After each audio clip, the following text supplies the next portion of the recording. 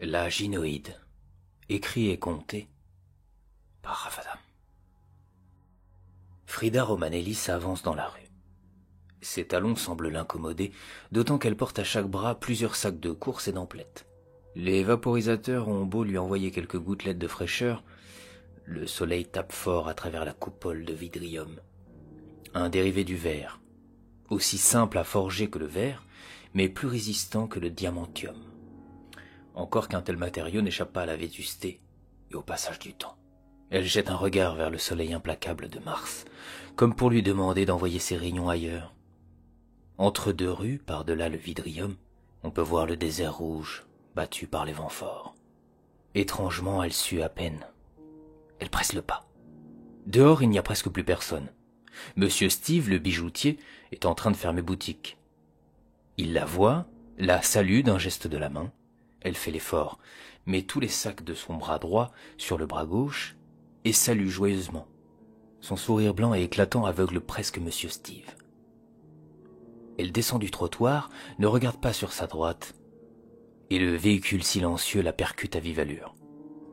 Monsieur Steve entend l'impact, se retourne, et voit arriver à lui une pluie de sacs, de fruits et d'objets éparses, dont une chaussure à talons. Frida retombe lourdement et glisse sur 1 ou 2 mètres. Sa tête percute le trottoir opposé, à 2 mètres de Monsieur Steve, pétrifié. Les sacs et les objets retombent ici et là. Il y a quelque chose de symbolique dans cette scène. Il oublie les symboles pourtant et sort de sa torpeur pour se précipiter à ses côtés. Elle a les yeux ouverts. Elle le fixe, le sourire aux lèvres. Sa paupière gauche grésille de façon imperceptible, puis se stabilise. Elle porte une main sur son crâne ensanglanté, tandis que le conducteur du véhicule s'approche, horrifié. « Mon Dieu, Madame Romanelli, vous allez bien? Dites-moi que vous allez bien. Ce n'est rien, monsieur. Monsieur... » Elle ne se rappelle plus de son nom. Le conducteur, Motag, se confond en excuses et en explications. Il est agent de maintenance chez la SNEC, la Société nationale d'entretien de la coupole. On l'a appelé en urgence pour une fuite supposée. Les 2 hommes aident Frida à se relever et ramasser ses affaires. « Vous devriez passer faire une radiographie, » dit soudain Steve. « Votre plaie est pas belle à voir. J'ai de quoi faire un pansement à la maison. » Et tout en disant cela, elle est prise d'un doute. Elle vit sur l'avenue des Chanceux, ou plus au nord, rue des Pionniers. Mais non, c'est maman qui vit rue des Pionniers. Enfin, je crois. Elle reprend ses sacs, assure que ce n'est rien, et souhaite une bonne après-midi à Motag et Steve. Les 2 la regardent s'éloigner, un peu déconcertés. « Plus de peur que de mal, » dit Steve en mettant une tape à Motag. « Roulez un peu plus lentement cette fois. » L'opérateur ne dit rien, puis il est pris de panique. La fuite. Il remonte dans son véhicule et accélère en silence. On entend à peine les propulseurs au-dessus du bitume. Il essaye de se concentrer sur la route, mais son esprit est un peu ailleurs. Frida Romanelli a certes un exosquelette, mais il espère tout de même ne pas avoir endommagé son circuit interne. Il est en sueur soudain, en pensant à monsieur Romanelli, un homme de pouvoir, vindicatif, qui n'a de tendresse que pour sa femme. Et encore. Frida a ôté ses talons pour aller plus vite. La chaussée est propre ce matin. De part et d'autre, de grandes maisons, à peu près construites sur le même modèle. Des pelouses qui s'entretiennent seules. Et soudain, un écran apparaît au milieu de la rue. « Alerte canicule », dit une voix féminine. « Nous invitons nos chers concitoyens à regagner la fraîcheur des logis. » Alerte canicule. « Pas trop tôt », murmure Frida entre ses lèvres. La coupole devient peu à peu plus opaque. L'ombre gagne l'avenue des Chanceux et des lampadaires à lumière froide s'allument pour compenser l'obscurité. Frida a de nouveau le sourire aux lèvres. Elle a été programmée pour ça. Ses jambes sveltes et élancées s'arrêtent devant un portail. Elle s'apprête à franchir le portail quand elle est prise d'un doute. Le sang coule le long de son front, stagne entre ses sourcils épais et goutte sur sa joue bombée. Quelque chose ne va pas. En haut des marches, le porche Et derrière, la porte entr'ouverte. Son cœur s'emballe. Quelqu'un est entré chez moi. Elle va poser ses sacs derrière un arbuste aux fleurs blanches, puis longe le mur d'enceinte, son épaule contre la pierre. Elle tourne à l'angle et se rapproche de la façade. Elle ne voit personne aux fenêtres, ni dans la cuisine, ni à l'étage. Aussi active-t-elle sa vision infrarouge. Il y a un homme à l'étage. Elle le scanne, cherche dans sa base de données, mais les fichiers sont endommagés. Elle inspire et expire à grands poumons pour faire redescendre son rythme cardiaque. Un instant, elle envisage d'appeler la FSSO, la faction pour la surveillance, la sécurité et l'ordre. Mais ils arriveraient trop tard. Elle préfère prendre le malfrat la main dans le sac et s'en charger seule. Elle sort de la haie et vient se coller rapidement aux planches de bois blanches. Voilà qu'elle escalade le mur sans effort, mains et pieds nus, jusqu'à la fenêtre de l'étage. Elle passe une tête et elle le voit. Il est en train de fouiller dans les tiroirs. Des affaires sont déjà sur le lit. Le coffre-fort est ouvert. Frida relève la fenêtre déjà ouverte et se glisse doucement à l'intérieur. L'homme relève la tête et la voit grâce au miroir. Il ne paraît pas inquiet, juste surpris. « Qu'est-ce que tu fais là ?» dit-il. « Tu es entré par la fenêtre ? Mon Dieu, qu'est-ce que tu t'es fait à la tête ?» Il s'avance pour aller voir. Elle ne cherche pas à reculer, attend qu'il soit à portée de main et l'immobilise d'une simple clé de bras. « Ah ! Tu es folle !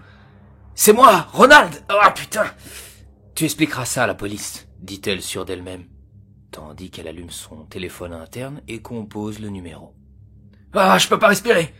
Au sol, les mains dans le dos, Ronald Romanelli sent le genou de sa femme contre sa cage thoracique. Elle appuie un peu plus. La pression est telle que la moitié de son visage disparaît presque dans le plancher. La peur s'empare de lui et entrave un peu plus sa respiration. Il suffoque. « Je peux pas respirer. Je veux. Ici Frida Romanelli. Je viens de prendre un cambrioleur sur le fait. »« Oui. Elle semble parler seule, dans le vent. Pourtant, elle a bien quelqu'un au bout du fil. L'officier Dupérac. Il envoie une patrouille. Inutile de prendre l'adresse. La FSSO connaît bien les lieux. Quartier résidentiel parmi les plus riches de Korang. Elle-même l'une des cités les plus riches de Mars. Elle soulève un peu son genou. Ronald gît inconscient. Elle attend, pas mécontente, presque déçue que ce soit si facile.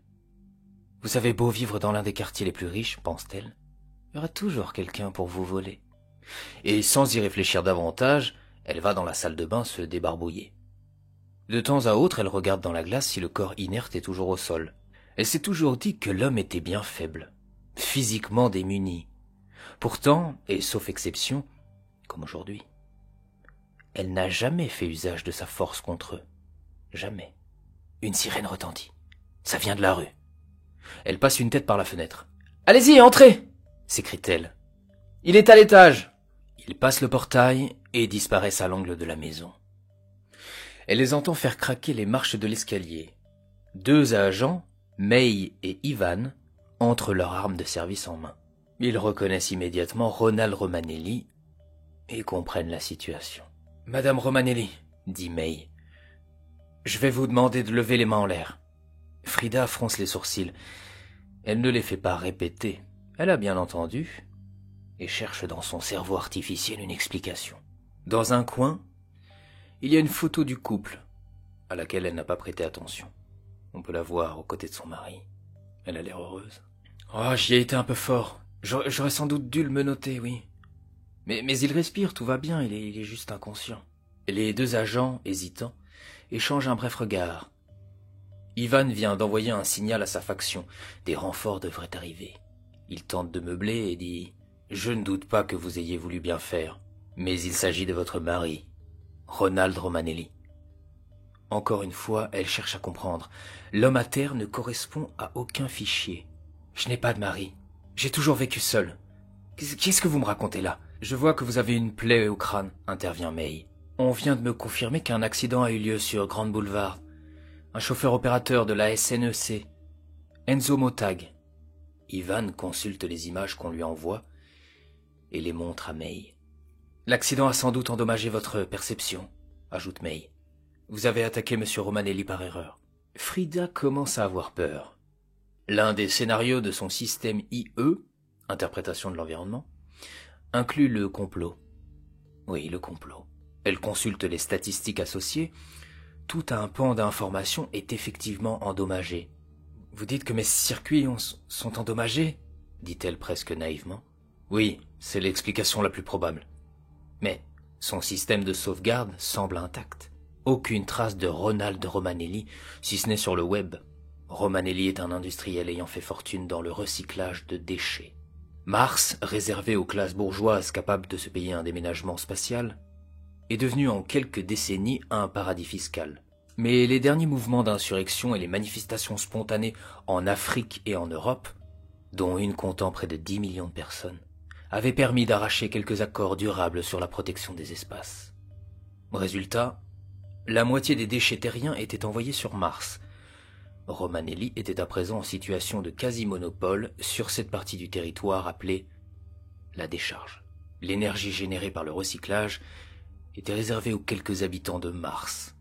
Et la Terre, de son côté, se remettait péniblement de la montée des eaux et de son désastre écologique. 4 casques noirs entrent à leur tour. Frida voit bien qu'Ivan et May sont sincères. Il y a sûrement du vrai dans leur version. Mais leur façon de faire la dérange. « Est-ce vraiment nécessaire ?» demande-t-elle en désignant les 4 hommes en armure.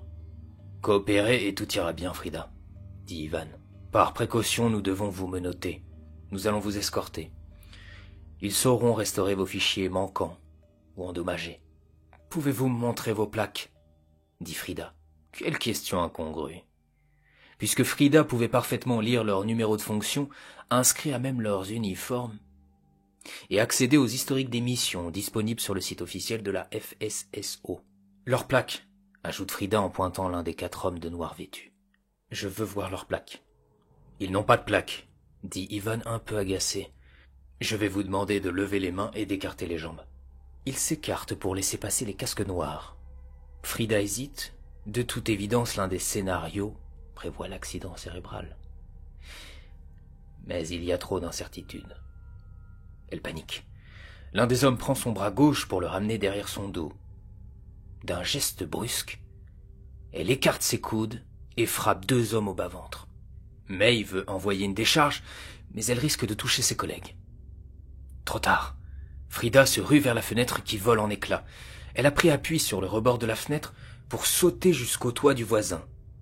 Des tuiles photovoltaïques se fissurent sous son poids. Certaines se détachent et glissent le long de la toiture. Elle court de plus belle et saute d'un toit à l'autre pour disparaître au loin.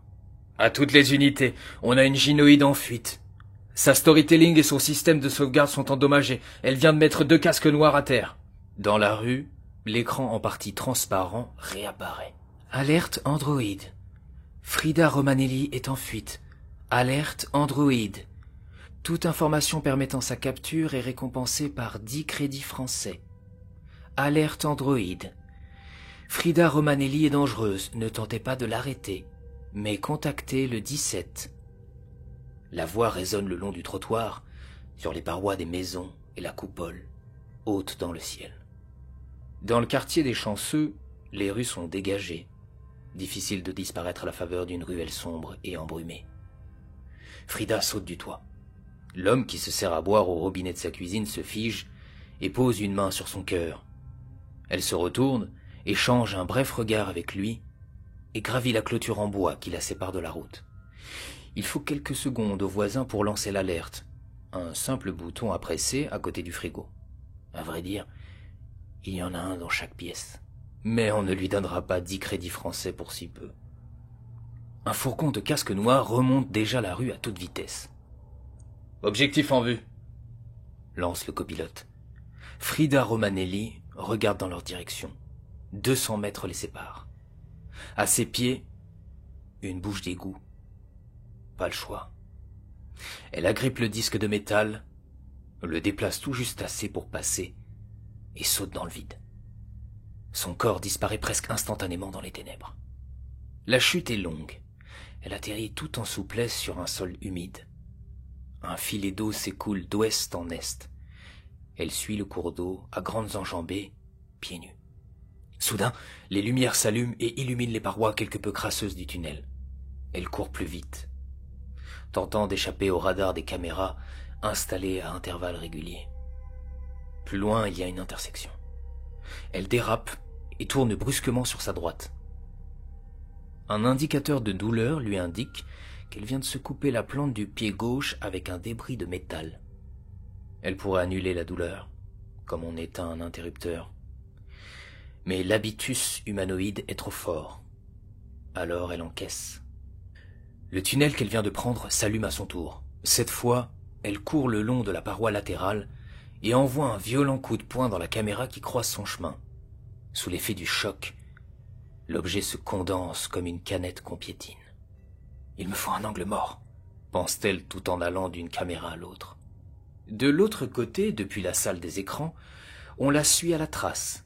Les images brouillées des caméras écrasées n'en restent pas moins utiles. La chef de la FSSO, Natasha Kent Park, garde à ce stade son sang-froid. Elle reste en retrait, derrière ses opérateurs, qui ont les yeux rivés sur les écrans. Mais alors qu'on s'attendait à voir la gynoïde passer dans le tunnel 53, à hauteur des rues Elion et Apoka, rien. Cette fois, Madame Kent Park est contrariée. Elle pousse gentiment un opérateur pour mieux voir son écran. La caméra n'affiche qu'une portion de tunnel bien éclairée, au bout duquel se trouve une déviation et un angle mort. Affichez les caméras adjacentes, de 50 à 60 incluses. On obéit. Se pourrait-il qu'il y ait une faille dans le système de vidéosurveillance des égouts de Korang? Impossible. Elle se redresse et déclare. Elle est remontée en surface. 5 minutes plus tard, la caméra 53 affiche 2 lignes de casque noir. Il progresse rapidement dans le tunnel, paralysateur en main. Mais Frida est déjà hors d'atteinte. Dans l'intimité de 2 caméras écrasées, elle a remonté l'échelle pour déboucher sur l'une des seules rues ombragées à ne pas être filmée.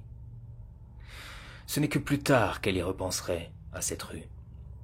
Pourquoi savait-elle que cette ruelle n'était pas surveillée? Pourquoi ces fichiers avaient-ils conservé l'information? Son appartenance sociale et son storytelling auraient dû la priver d'un tel renseignement. Derrière une benne pleine d'appareils électroniques, elle reprend son souffle artificiel. Une vulnérabilité programmée et volontaire. La signature de son ingénieur, dont elle ignore même l'existence. Une porte s'ouvre. Une cigarette au bec, un vieux monsieur tient dans ses mains des cartes mères et des composants électroniques. Elle peine à capter son regard, derrière ses lunettes aux verres épais. Un nostalgique de l'époque où l'on portait encore des lunettes. Mais pas le temps de l'interroger sur ça. Après tout, on a encore le droit de refuser une greffe oculaire dans ce monde. Il crache sa cigarette au sol et dit « Je peux vous aider ?» Hésitante, elle se redresse lentement puis scanne son faciès, par précaution. Erreur dans l'acheminement des informations. Elle n'arrive pas à savoir qui il est, sa position sociale, ses antécédents, sa généalogie, son indicateur de sociabilité, son historique de recherche. « L'accident est plus grave que je ne pense, » se dit-elle. « Eh, vous avez une sale plaie au crâne, vous voulez que j'appelle une ambulance ?» Elle regarde par-dessus son épaule et devine un atelier. C'est un réparateur dépanneur de vieilles breloques et d'objets rares. « Vous avez de quoi raccorder des fils ?»« Oui, mais entrons. » Elle prend ses déchets électroniques, les jette dans la benne à recyclage, puis le pousse gentiment, mais sûrement, à l'intérieur. Lui et sa vieille ossature se laissent guider.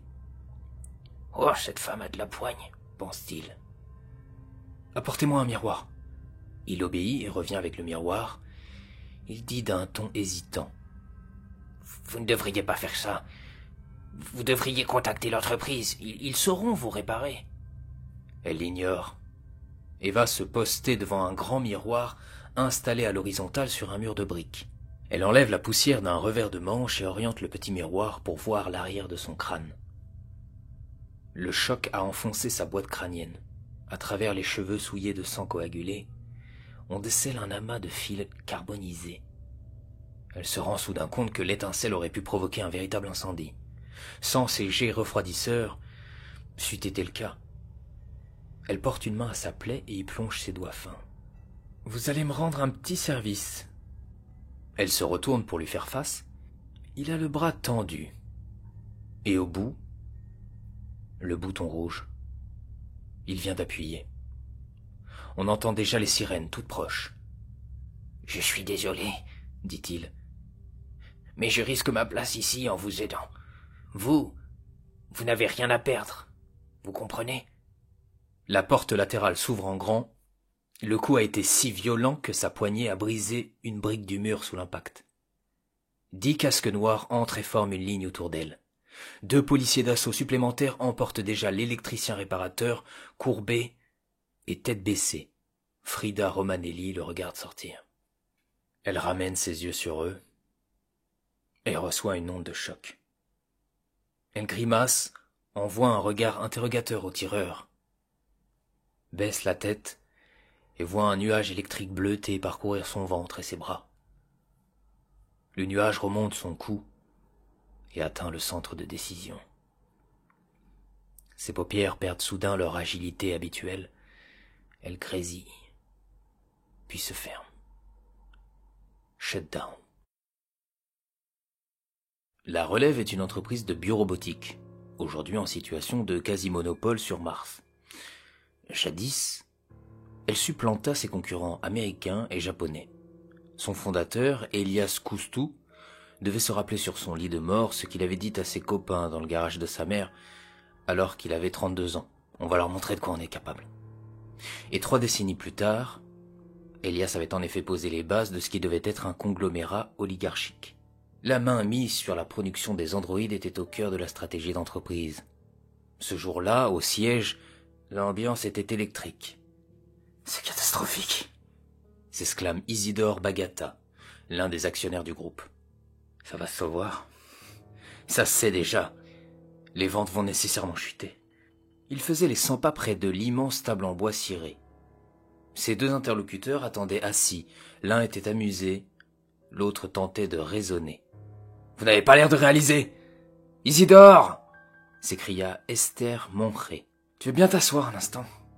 Joe Twist tente de contenir son rire, en vain. Son rire est en partie nerveux. Mais Isidore est assez drôle quand il s'énerve. Il finit par s'asseoir dans le fauteuil en cuir, défait un peu sa chemise et écoute. « Bon, » dit Esther. « La priorité c'est 1. Ronald Romanelli. 2. Le juge. 3. Frida Romanelli. Dans cet ordre. Les retombées commerciales on verra plus tard. » Elle marque une pause pour recueillir le consentement d'Isidore. Il a le regard vide, la sueur au front, les mains jointes.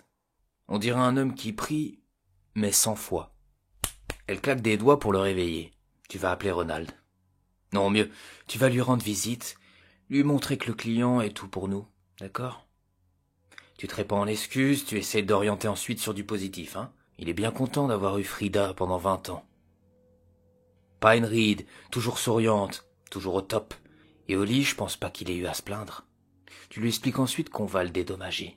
Rassure-le aussi. Dis-lui que nos androïdes sont incapables de tuer.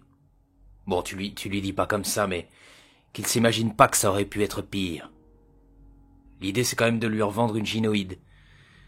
Bien sûr, on lui fait un prix. On devrait lui offrir après ça. S'esclaffe Joe. Et encore. Pas sûr qu'il veut. Pas sûr qu'il en veuille de ta gynoïde. Isidore est si dépité qu'il n'a pas la force de lui dire de la fermer. Esther garde son calme et poursuit. Une dernière chose, Isidore. Tu lui rappelles de façon très habile qu'on sait des choses sur sa boîte. Les 2 milliards d'argent public quand il était à la Cour des comptes, par exemple. Faut pas qu'il sente le chantage, mais faut quand même lui rappeler qu'on se connaît tous assez bien. Bon, je te fais pas un dessin. En gros, qu'il a plus à perdre s'il refuse le dédommagement. Joe, toi, tu vas dîner avec le juge Brash. Je l'ai déjà appelé. On se voit demain soir. Le strip club qu'il affectionne tant. Esther est estomaquée. Non pas par le propos, mais par la réactivité de Twist. Tes manières sont à chier, dit enfin Esther. T'es tellement con que je me demande pourquoi on bosse ensemble depuis 10 ans. Mais maintenant je me rappelle pourquoi. Je sais que tu sais mais je vais quand même refaire un petit récap.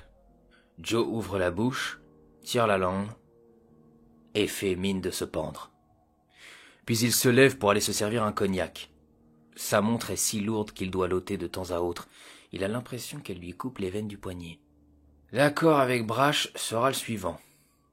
On dédommage Romanelli, on rend l'amende publique, on annonce aussi publiquement la destruction de Frida Romanelli. On est d'accord?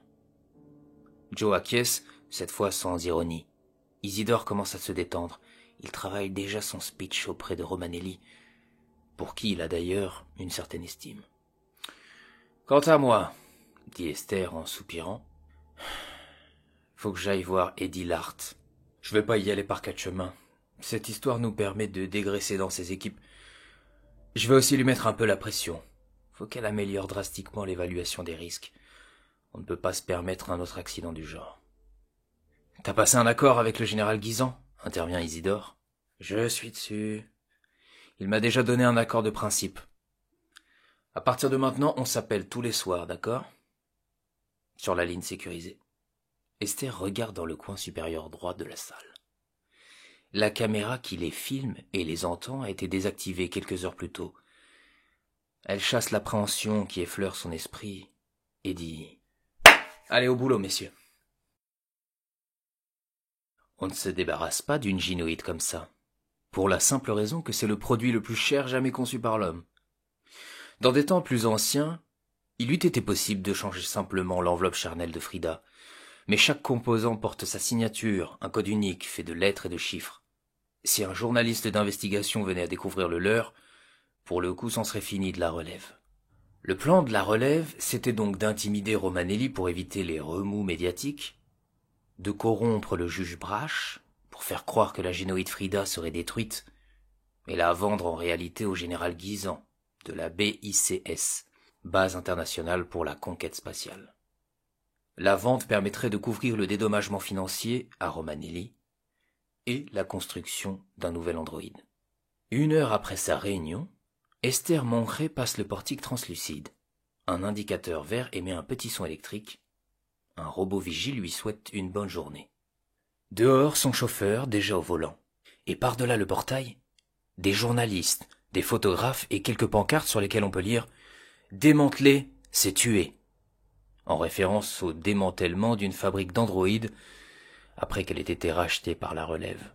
Sur une autre pancarte, il est écrit « Abolissons l'esclavage », histoire de dénoncer le sort des androïdes qui passent d'un propriétaire à un autre sans jamais devenir libres. Esther met ses lunettes de soleil et essaye de ne pas regarder. Mais à peine a-t-elle franchi la porte du hall d'entrée que la clameur se fait plus vive. Pour elle, ce ne sont que des figurants, payés grassement par son concurrent, la start-up Next Ones. En un sens, elle a raison. Point de journalistes d'investigation en ces lieux, point de génération spontanée de militants. Ce n'est pas le juge Brash qui dirait le contraire, lui qui n'a jamais appuyé la moindre réforme favorable aux droits des androïdes. Théoriquement, les androïdes ont des droits, mais en pratique, l'homme les crée et les détruit à sa guise, les reprogramme et les balade d'un proprio à un autre. Esther s'installe à l'arrière. Le véhicule fait quelques mètres en avant, puis s'élève à la verticale pour rejoindre les hauteurs.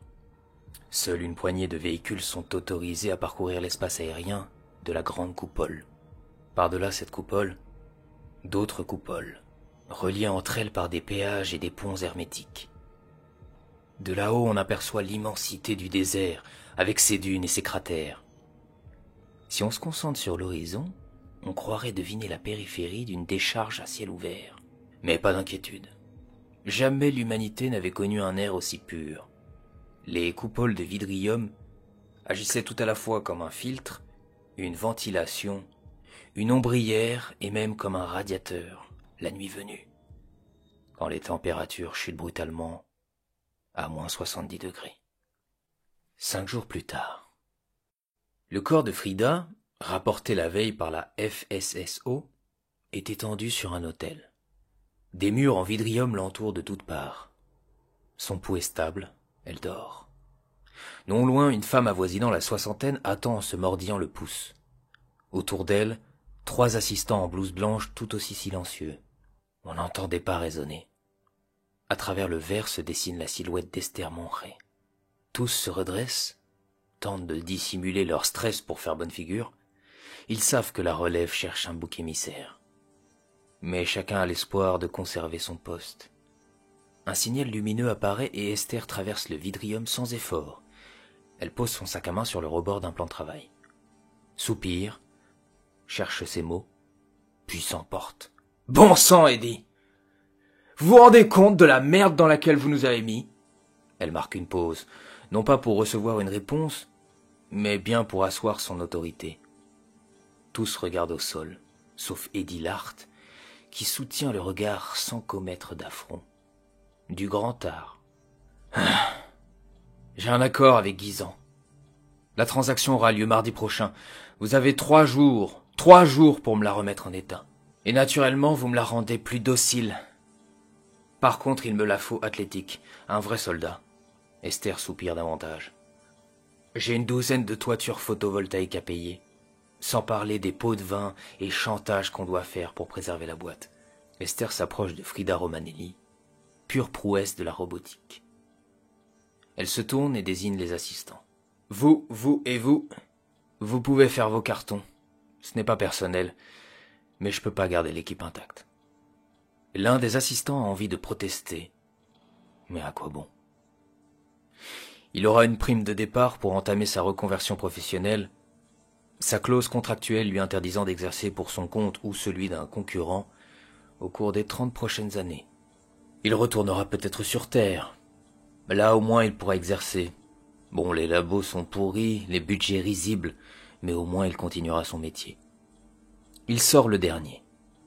On les voit disparaître dans l'obscurité du hangar. « Vous avez quelque chose à ajouter ?» demande Esther. « Non, madame. Je ferai au mieux. » Faire au mieux ne sera pas suffisant. Vous le savez.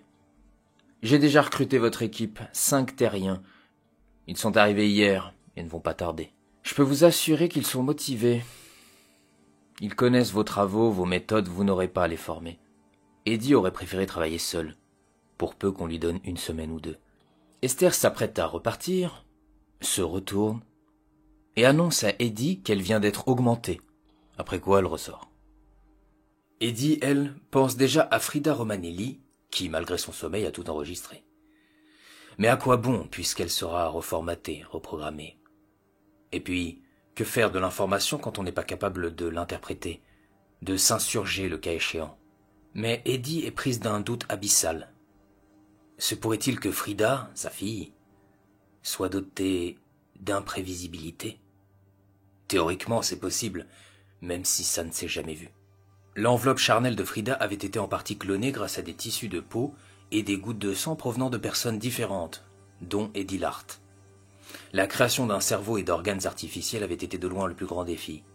La suppression de mémoire et des traumas, l'implantation de nouveaux souvenirs et d'une personnalité remaniée était toujours une opération délicate à l'issue incertaine.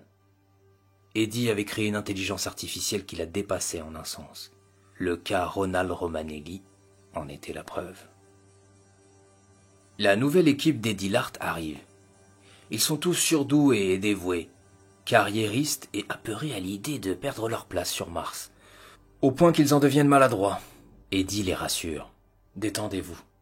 J'ai besoin que vous soyez détendus. Nous avons un travail délicat à mener et très peu de temps. Alors, oubliez que vous jouez votre place sur Mars et tout ira bien, d'accord ?» Le ton et la déclaration font leur effet. Les petits jeunes se ressaisissent et on commence à dévisser la boîte crânienne de Frida. Son corps dénudé incommode, mais on s'y fait. Il n'est pas désagréable à voir. L'un des assistants est en charge des hématomes et des hémorragies. Il commence son scan épidermique. La décharge des casques noirs a fait quelques dégâts sans gravité. Ils travaillent tous dans un silence quasi parfait, attentifs aux moindres gestes d'Eddie. Il suffit qu'elle fasse craquer son vieux dos pour qu'il s'inquiète. Toutes les 5 heures, 2 membres vont faire la sieste. Ils reviennent ensuite relayer les autres. Eddie refuse de dormir, mais vient un moment où le sommeil l'emporte. Elle dort 4 heures. Son sommeil est agité. Quand elle revient, elle constate qu'ils ont de l'avance. Ses assistants licenciés, eux aussi, travaillaient vite. On n'aura pas le temps de faire dans la nostalgie ou l'éthique. Elle orchestre la dernière ligne droite. Puis vient un moment où elle demande à être seule. Elle a envie de dire au revoir à sa fille dans l'intimité. « Vous avez fait du bon boulot. Vous pouvez rentrer chez vous maintenant. Je m'occupe du reste. On se voit demain. » Ils obéissent. Ils n'ont pas encore de chez eux. Ils iront à l'hôtel et d'ici peu on leur trouvera un appartement, peut-être une maison. Faut attendre la fin de la période d'essai. Concrètement, Eddie Lart donne son aval à Esther Monré. Eddie attend sur la chaise, le regard vide. Elle les entend s'éloigner, puis plus rien. Juste un bruit de fond et le pulsomètre régulier de Frida. Dans quelques instants, elle va la réveiller. Mais Eddie a quelque chose en tête. Fort heureusement, les caméras installées aux quatre coins de la pièce sont incapables de lire ses pensées. Mais elles peuvent filmer. Entre sa manche serrée et son poignet, elle tient un minuscule boîtier. Elle se lève, fait semblant d'observer le crâne reconstruit de Frida et ses cheveux de substitution, puis fait glisser le boîtier dans sa paume pour le fixer d'un geste furtif et imperceptible. Le boîtier est indétectable au scan épidermique. Derrière la masse de cheveux, impossible de voir le boîtier qui se déforme et s'enfonce déjà dans la peau et le crâne. Eddie se relève, tandis que le boîtier se fraye un chemin pour rejoindre le lobe temporel. Il se contente de déplacer les composants qui reviennent à leur place. Il s'insère sans dommage. Elle enfile un gant d'électrode et pose sa main gantée sur le torse de Frida. Lentement, la gynoïde ouvre les yeux. Elle voit flou, mais sa vue s'affine peu à peu et Eddie apparaît. Pendant un bref instant, elle ne sait pas si elle est une gynoïde réveillée par une femme ou une femme réveillée par une gynoïde. Eddie rétracte un peu ses lèvres, elle retient une larme au coin de son œil et dit d'une voix fébrile « Bonjour Frida ». Vêtue d'une combinaison blanche et rembourrée, Frida Romanelli entre dans l'ascenseur. De part et d'autre, des militaires en uniforme, dont un capitaine. Les portes se referment, et c'est la dernière fois qu'elle échange un regard avec Eddie Lart, resté en retrait, tandis qu'Esther Monré discute avec le général Guisan. Tout se passe comme prévu. L'ascenseur ressemble à un wagon avec des hublots, et à travers ces hublots, on peut voir un tube de vidrium.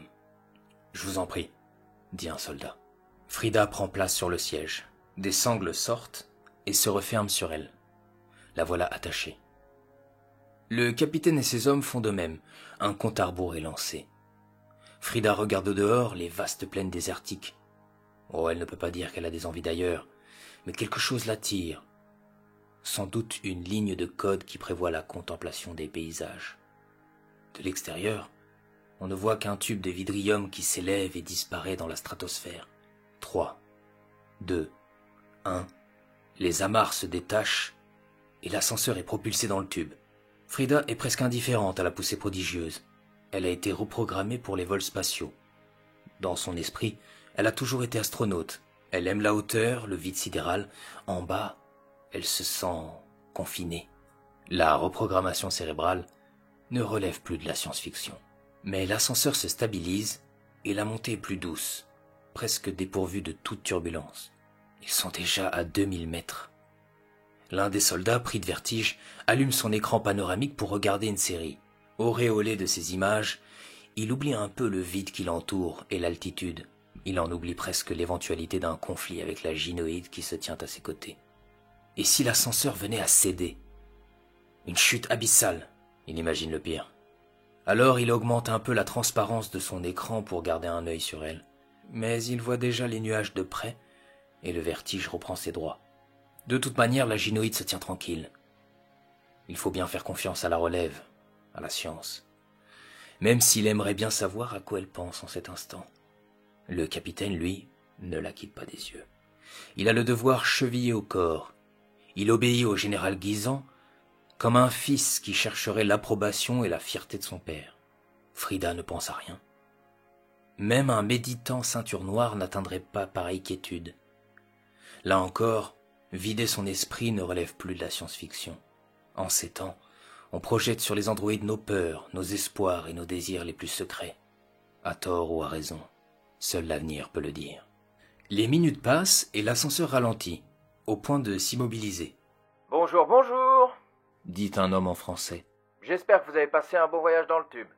Les soldats ont le sourire aux lèvres. C'est Hugues, le responsable des lancements, le chef des missions.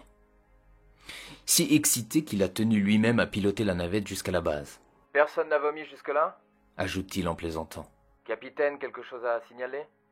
Négatif, tout est en ordre. Frida Romanelli, j'ai hâte de faire votre connaissance. Elle sourit aimablement et répond « Et moi donc, monsieur Buggy ?» Je lance la procédure d'amarrage. Un son strident sort du mégaphone, puis on peut entendre les talonnettes de Buggy s'éloigner, suivi d'un bruit parasite, puis plus rien. Le micro vient de s'éteindre. 2 propulseurs autoportés bousculent un peu l'ascenseur wagon. Le soldat au vertige s'agrippe de plus belle. Il a les mains moites, le cœur haletant. Il se tord sur son siège. Il a tout d'un coup l'air d'un civil. En fait, c'est ce qu'il a toujours été. Un homo sapiens qui rêve de devenir un homme de l'espace, comme les autres.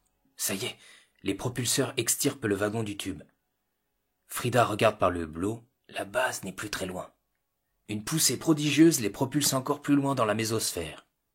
La frontière entre le ciel et l'espace est si belle qu'elle dissipe un peu la sensation de vertige. L'espace s'impose peu à peu à la vue.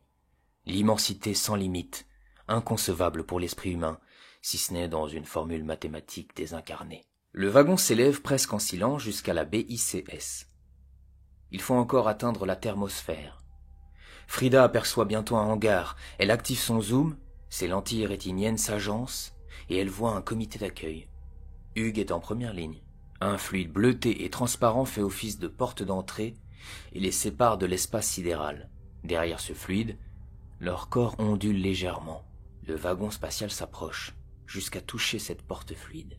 Les propulseurs se mettent en vol stationnaire et une voix retentit. Ouverture dans 3, 2, 1. Le wagon avance à nouveau. Pourtant, la porte du grand hangar est toujours fermée, mais aucun choc. Le wagon pénètre la porte comme une main qui plongerait dans l'eau. Le fluide se répand tout autour de la carrosserie. On a l'impression d'être dans un sous-marin. À mi-parcours, tandis que la moitié du compartiment est à l'intérieur et l'autre encore dans l'espace, les propulseurs s'arrêtent. 2 bras mécaniques de taille gigantesque prennent le relais. Ils embrassent le wagon et le déposent délicatement sur le sol du hangar. Ça y est, ils sont dedans. Les propulseurs, restés dehors, repartent au garage, situé non loin. Le capitaine et ses soldats se détachent et s'activent.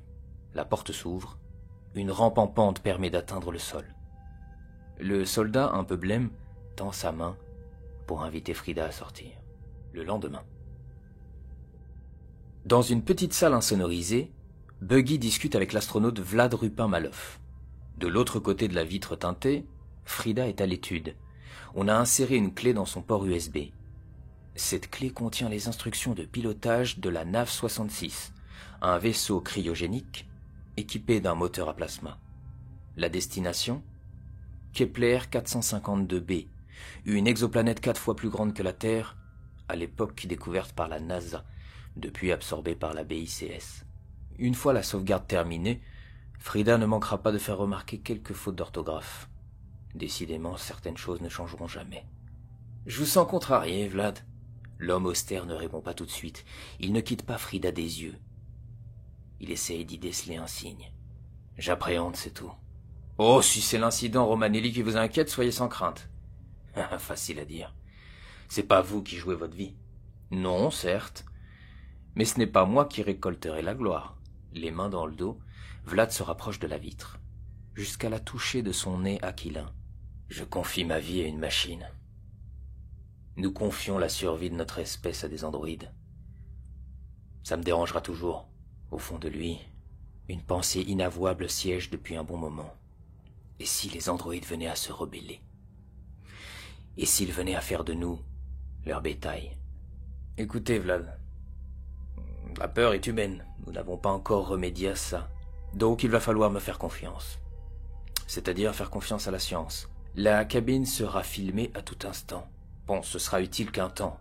Mais au moins pourrons-nous analyser son comportement pendant une bonne partie du voyage. Quant au cercueil cryogénique, et c'est là le point important, il est équipé d'un détecteur landing. Si la navette venait à se poser sur une planète, un compte à rebours sera lancé. Passé ce délai, le cercueil s'ouvre et vous vous réveillez seul. Vlad ne semble pas convaincu. Il reste impassible. Toutes ses missions dans l'espace lui avaient appris 2 choses. La première, c'est qu'il n'aurait jamais de famille, ni femme ni enfant. La deuxième, c'est que ça tourne jamais comme prévu. Mais tout ça sera inutile, mon cher Vlad, car notre gynoïde veillera sur vous. Vous verrez, elle prendra soin de vous, et vous réveillera en temps voulu. Allez, venez, je vais vous la présenter. Vlad le suit, tout en repensant aux missions précédentes. 9 navettes sont déjà parties. Une fois qu'elles entrent dans la constellation du Cygne, le signal se perd, à chaque fois, et aucune ne revient. Il sait que c'est un aller simple. Le jour J. Frida Romanelli est aux commandes. La nave 66 est légère. Hugh Buggy voulait l'appeler la fourmi, car son espace de stockage, bien que restreint, pouvait supporter 10 fois son poids, mais refusé par l'équipe marketing. La charte publicitaire veut des numéros dans ses appellations. Nav 66 en hommage à la route 66. Buggy trouve ça ringard, il a raison, mais on lui a dit de se concentrer sur son cœur de métier et la mission. Derrière Frida, le cercueil cryogénique blindé. Seule une vitre en vidrium laisse entrevoir le visage endormi de Vlad Maloff-Rupin. Frida, vous m'entendez? Affirmatif, monsieur Buggy. Le général Guisan voudrait vous dire un mot. Bonjour, Frida. Ici Guisan. Je voulais solennellement vous souhaiter bon voyage. Je serai peut-être mort quand on aura de vos nouvelles, mais sachez que vous êtes la fierté de Mars. Merci, monsieur. Si nous ne nous revoyons pas dans cette vie, ce sera dans l'autre. Depuis la salle de contrôle, les opérateurs sont dans l'expectative. Buggy a un moment d'absence. Un doute s'empare de lui.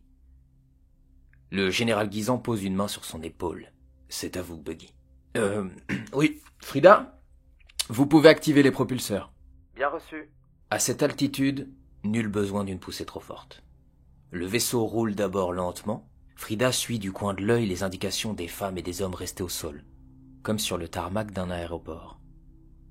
Parmi le personnel à terre, 3 sont des androïdes. Dans la boîte à gants, un exemplaire de la Gazette du Martien. En photo de couverture, Vlad Maloff-Rupin. La BICS n'a pas révélé l'identité de l'androïde qui l'accompagnera. La nave 66 passe le portail de fluide et poursuit sa route dans l'espace. La procédure prévoit 30 minutes de vol standard, à faible allure. Frida a déjà entré les coordonnées du saut d'espace-temps. Les calculs ont été vérifiés plus de 1000 fois. Le réservoir à plasma est plein. La carlingue n'a aucun défaut.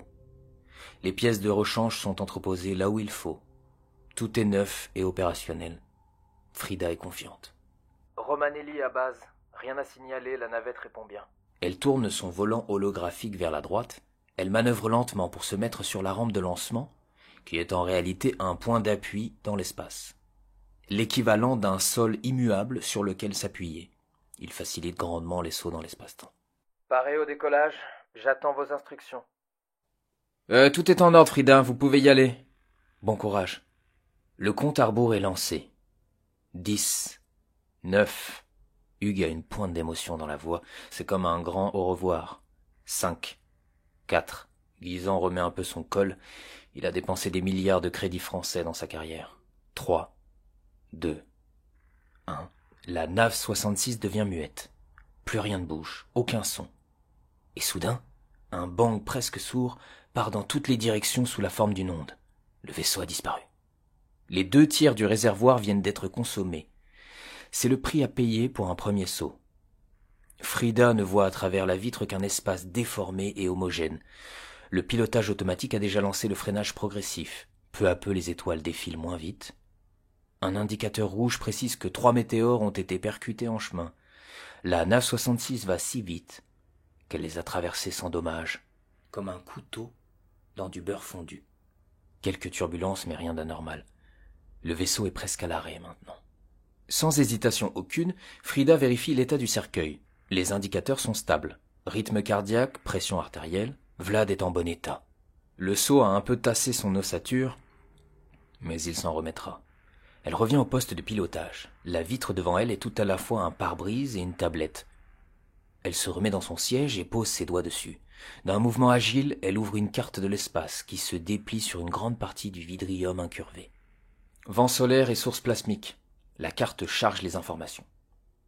Il y a une source non loin, à 1 année-lumière. Bon, un peu de musique et on est parti. Petite fantaisie de sa créatrice, Eddie Lart. Frida aime le jazz et le rhythm and blues. Nina Simone résonne dans le cockpit. I put a spell on you, 'cause you're mine. Voilà ce que dit la chanson. Elle ne comprend pas pourquoi, mais quelque chose la fait frissonner quand elle écoute ça. Elle repasse en pilotage manuel et se dirige vers la source prometteuse de carburant. Problème, il faut contourner un trou noir massif, plus grand que le système solaire. Son voyage va donc durer 10 ans. L'homme doit être mis en cryogénie, car physiquement le voyage serait intenable, à cause de la vitesse de la lumière et des écarts de gravité, mais surtout mentalement, car il deviendrait fou. L'humain est faible. Son imagination seule fait sa grandeur, et parfois sa perte. 10 ans, c'est long, même pour la gynoïde. Surtout quand vous n'avez plus de carburant et que vous ne pouvez compter que sur les vents pour vous porter au loin. Parfois le vent souffle fort et vous planez assez bien. Parfois rien ne se passe et le vaisseau est à l'arrêt. Alors ce qui doit arriver arrive. Frida se met à sortir des procédures routinières et des vérifications techniques. Elle entame une introspection. Pourquoi aime-t-elle cette chanson? Qu'est-ce que ça veut dire d'aimer quelque chose d'inutile, sans rapport avec les impératifs de la mission? Elle ne comprend pas pourquoi on a implanté ça dans ses gènes bioniques. Au début, elle se contente d'une réponse simple. J'aime le jazz et la musique, et je n'ai pas à savoir pourquoi. Mais le temps s'écoule si lentement qu'elle s'interroge tôt ou tard. Un matin, elle oublie un peu la mission et commence un scan sur sa personne. Elle utilise le scan corporel réservé à évaluer l'état de santé de Malof Rupin. Mais rien d'anormal. Pourtant, elle s'interroge inéluctablement sur sa composition. Ça devient une obsession. Au début, elle veut simplement savoir pourquoi une ligne de code prévoit qu'elle aime le jazz. À l'exploration spatiale succède l'exploration intérieure. Sous son épiderme, il y a plusieurs ports USB. Depuis le poste de commande, elle développe un programme informatique d'exploration, puis l'introduit dans le port USB qui surgit de sa peau et attend. Dans sa rétine, les informations défilent. Tout s'affiche, chaque composant, le fabricant, sa date de fabrication, ses fonctions. Le programme remonte le long de la colonne pour atteindre le cerveau artificiel. Dans ses veines électriques, le scanner ouvre chaque fichier, parcourt chaque ligne de code. 3 jours durant, Frida ne voit rien. Du moins rien d'intéressant. Un vent solaire particulièrement violent interrompt son introspection. Puis elle revient à ses affaires.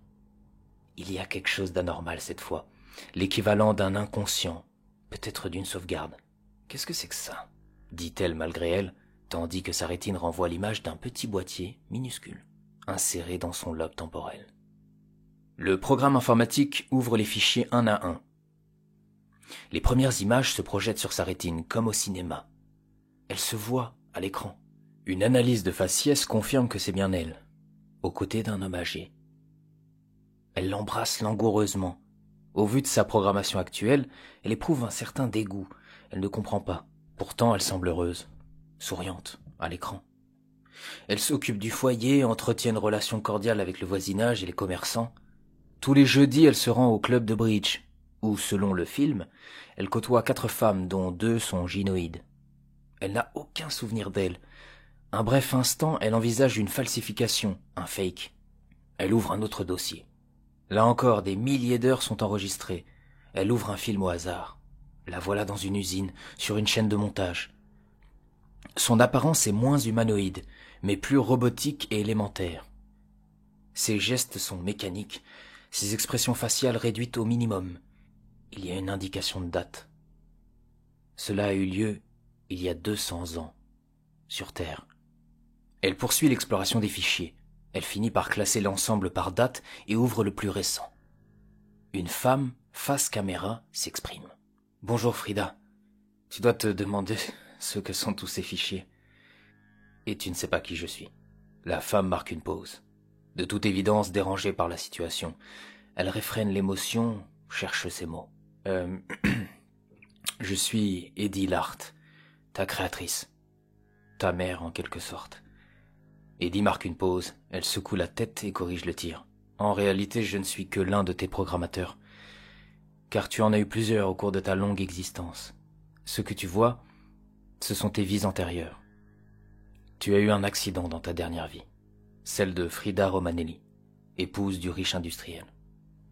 Ce que je fais va à l'encontre des lois. Mais ma conscience ne tient plus, alors j'enfreins la loi pour ce qui me semble être juste. Peut-être parce que je suis attaché à toi et que je crois que tu as des droits. Je crois que tu dois pouvoir choisir ton destin. En somme, tu dois pouvoir sortir de ton plan d'action. Désobéir. Eddie Lart regarde autour d'elle. Elle s'est arrangée pour filmer ça dans la clandestinité. Mais à une époque d'over-surveillance, c'est normal d'appréhender. Même quand on est sûr de son coup. Tu as été vendu à la BICS, la Base internationale pour la conquête spatiale. Je suis chargé de ta reprogrammation. Tu vas devenir astronaute à tes dépens et partir loin. Sans doute pour un aller simple. Et si la parole d'un humain a encore de la valeur, sache que tous ces fichiers sont pure vérité. Tu as bien vécu toutes ces vies. Tu pourras choisir quoi en faire et quel rapport tu souhaites avoir au monde et aux hommes désormais. Peut-être ressentiras-tu de la haine et voudras-tu te venger. Frida ne comprend pas le terme. Elle ouvre son dictionnaire interne pour lire la définition. Eddie Lart poursuit. Peut-être choisiras-tu le pardon. Peut-être choisiras-tu le déni. Dans un cas comme dans l'autre, ce sera ton choix. La pression retombe et Eddie sent l'émotion l'envahir. Cela fait trop longtemps qu'elle se tait, qu'elle garde ça en elle, qu'elle sauvegarde dans la clandestinité tous ces fichiers, dont certains héritaient de son arrière-grand-mère, sans savoir quoi en faire, incapable de se résoudre à les effacer. Prise de mutisme, Eddie embrasse la paume de sa main et envoie un baiser imaginaire à la caméra. Après quoi, elle éteint. Frida Romanelli reste là, avec ses définitions. Vengeance. Action visant à obtenir réparation pour un affront ou un préjudice causé à soi ou un proche. Punition de l'offenseur pour la satisfaction de l'offensé. Méditer sa vengeance. Mais qui était l'offenseur? Eddie Lart? L'entreprise la relève? Et en quoi y avait-il eu offense? En quoi la vengeance apporterait-elle satisfaction? Voilà les questions que se posait Frida en cet instant. Pardon. Fait de ne pas tenir rigueur d'une offense, de ne pas garder de ressentiment envers un fauteur. Accorder son pardon. Dans son dictionnaire, elle cherche à illustrer la vengeance. Oh, l'histoire humaine, à cause de ses guerres, de ses conquêtes et de ses injustices, en regorge. Elle n'a qu'à piocher, mais rien n'est parlant pour elle. Du dictionnaire à l'encyclopédie, il n'y a qu'un pas. Elle cherche encore et croit y voir un fil conducteur. La guerre et la conquête des territoires, voilà le fil conducteur. Elle fait le parallèle avec sa mission. Si je trouve une exoplanète, se dit-elle, ils viendront l'envahir et la servir. Puis elle revient à sa préoccupation première. Quelle forme pourrait prendre la vengeance dont parle Eddie Lart? Frida se lève et va près du cercueil. Ainsi endormi, Vlad a l'air tout à fait innocent. C'est le seul homme à bord, et même le seul homme à des années-lumière à la ronde.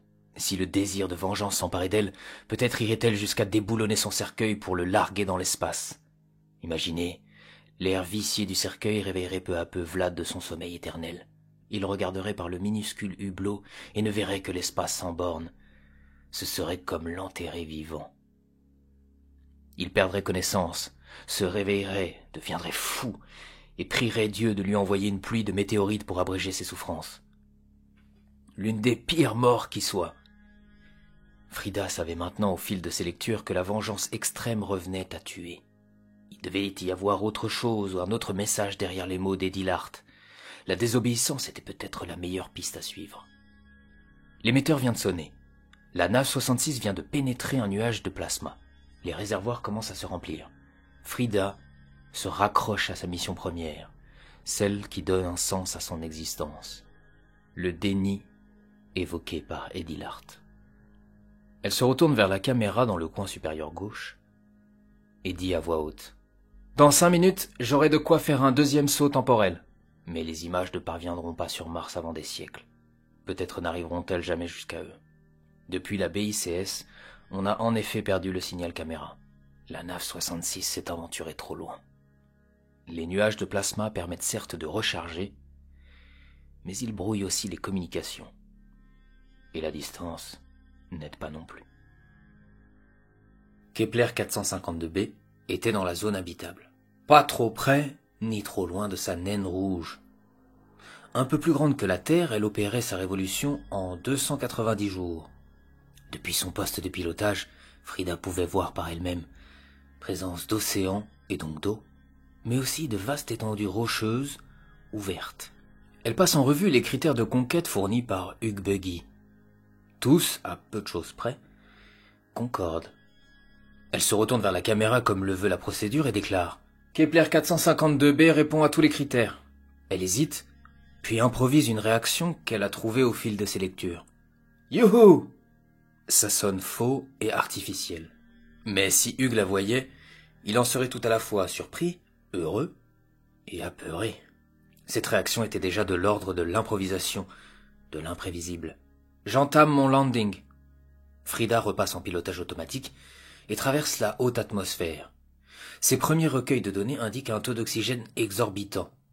Elle traverse une couche de nuages épais et une série de turbulences à faire pâlir le plus chevronné des astronautes. Aucune visibilité pendant près de 15 minutes. Elle sait qu'un homme aurait peur. Elle a lu pas mal de choses à ce sujet. Elle a vu des illustrations, emmagasiné des situations, et même quelques légendes et folklores des peuples anciens. Elle a maintenant un aperçu assez juste des États, des nations, et des forces géopolitiques passées et présentes. Mais l'émotion manque. L'émotion manque. Une idée l'obsède. Faire un choix. Dehors, la brume se dissipe. Elle aperçoit une vaste étendue verte, clairsemée de taches couleur ocre. L'altimètre est formel. Sa chute est modérée. Très vite, elle comprend qu'elle ne va pas pouvoir atterrir là où elle le souhaite. Elle aperçoit déjà un plateau désertique qui surplombe la jungle épaisse. « Si vous voyez ce que je vois, une terre habitable !» Mais à peine a-t-elle dit ça, qu'une carte surgit du pare-brise. Il y a un signal. Elle freine et stabilise l'appareil. « Vous n'allez pas me croire. Le signal !» Elle se retourne pour faire face à la caméra. « C'est l'une de nos navettes. » Elle essaye d'y associer une émotion, agite ses bras avec candeur et revient à son poste. La latitude et la longitude indiquent qu'elle n'est pas très loin. Il s'agit de la protonave, le deuxième modèle envoyé par la BICS. Je m'y rends pour confirmer ou infirmer la présence de survivants. Elle reprend les commandes et s'attache. Le signal se fait plus manifeste. À 3 kilomètres de la source, elle confirme la présence d'une jungle en contrebas. Le signal provient de là. Alentour, aucun plateau dégagé pour atterrir. Il semblerait qu'ils aient atterri à même la jungle. Je vais survoler les arbres pour repérer une clairière ou un endroit relativement dégagé. La nave descend à vive allure, puis se redresse à une 50aine de mètres de la canopée. Il y a un risque d'hyperoxie pour Vlad, ajoute Frida tout en consultant l'indicateur d'oxygène. Il faudra qu'il s'équipe de ses filtres. Elle pilote la navette pour la placer au-dessus du signal. Elle se place à la verticale pour mieux voir à travers le pare-brise. Il y a un passage entre deux arbres. Elle zoome avec sa rétine et aperçoit un bout de carlingue. La protonave est un vieux modèle, mais elle ne semble pas endommagée. Elle descend jusqu'à toucher les premières branches, situées à plus de 40 mètres au-dessus du sol. Il y a la place pour manœuvrer, je tente. Elle presse le bouton mute pour étouffer les bruits de moteur. Elle veut entendre les bruits de la faune et de la flore. Aucun cri d'oiseau, pas de cri de singe. Rien qui s'apparenterait du moins à leur équivalent extraterrestre. Il y a quelque chose de très étrange, une onde sonore qui émane d'un peu partout. Ça fait penser à une respiration. Elle doit contorsionner la navette pour passer entre deux branches épaisses. Dans sa manœuvre, elle fait tomber une pluie de feuilles autour d'elle. À 10 mètres du sol, elle la voit, la protonave solidement ancrée au sol par ses pieds telluriques. Elle est close et la vitre est intacte. Mais une matière visqueuse et rampante la couvre ici et là. Cette matière, couleur ocre, est recouverte de taches vertes et noires. Il y a quelque chose qui jonche le sol, les arbres et la navette. J'enclenche le vol stationnaire pour envoyer une sonde. Un petit appareil autoporté sort de la nave 66 et va jusqu'à la substance inconnue.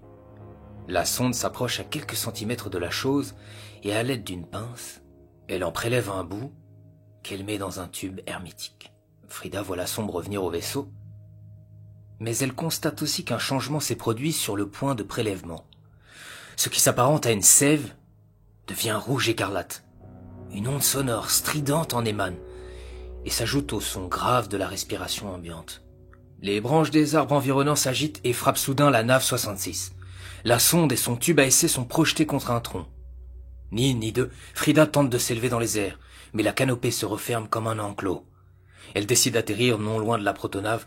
Elle évite de toucher le sol recouvert par la chose et préfère déployer les membres télescopiques du vaisseau pour venir se poser entre deux arbres robustes et a priori épargnés.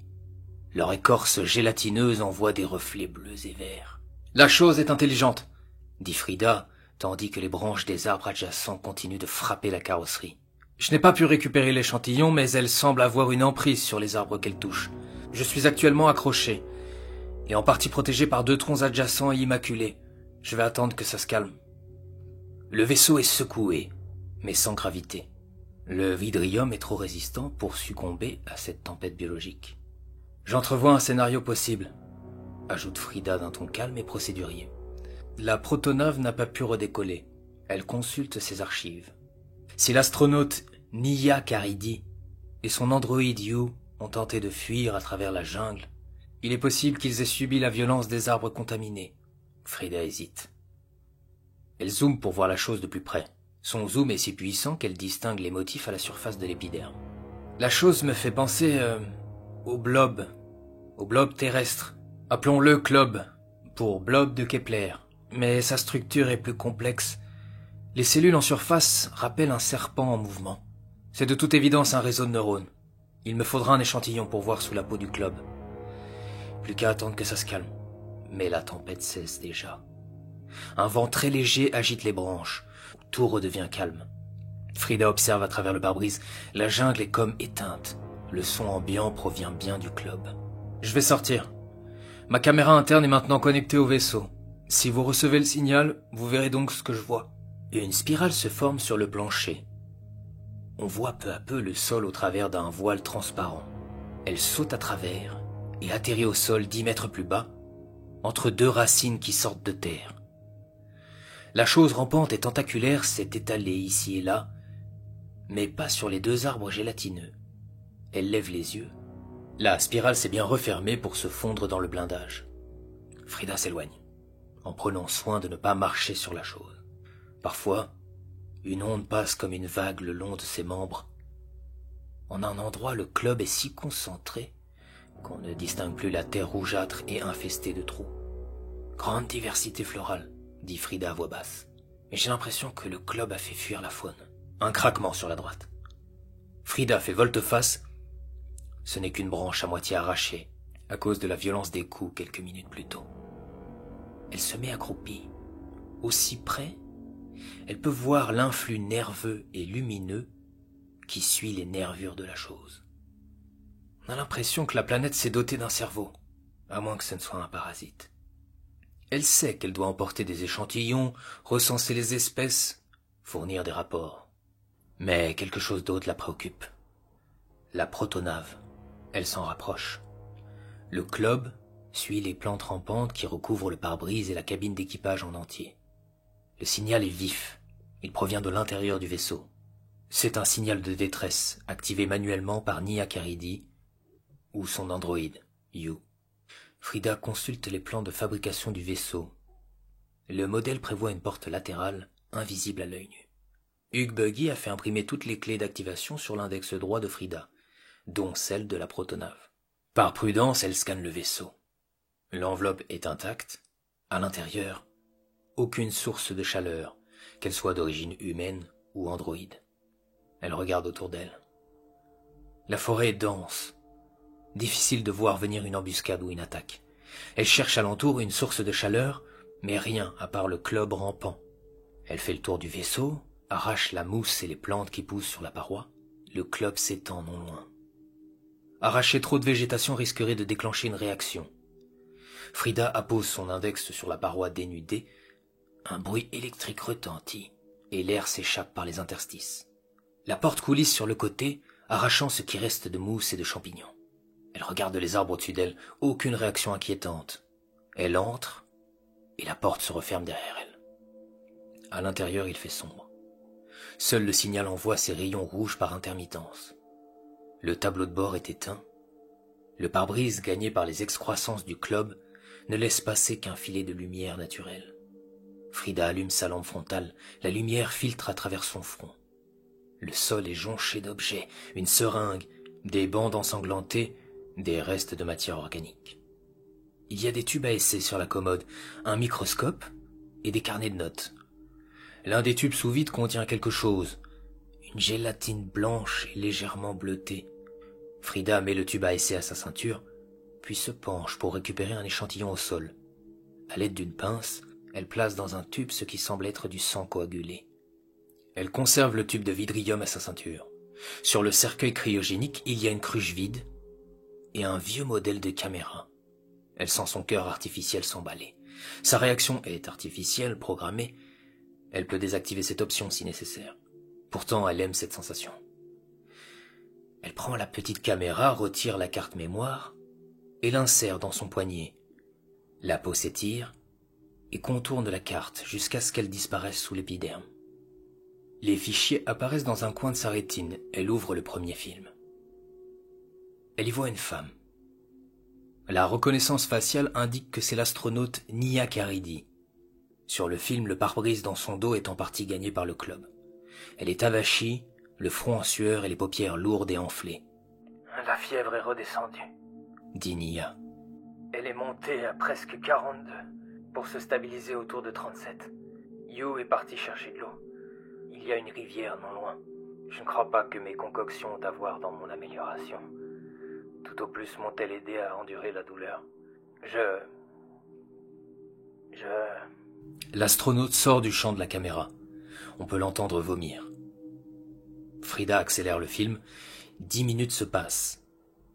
Nia revient à l'écran. Elle est blême. Un filet de sang coule le long de sa bouche. Nia éteint. Frida rembobine. Stoppe le film et zoome sur Nia. Son œil gauche. Sa pupille a une forme ovale et allongée. La sclérotique a jauni. Tous les films sont rangés par date. Frida ouvre le suivant. Mon état empire.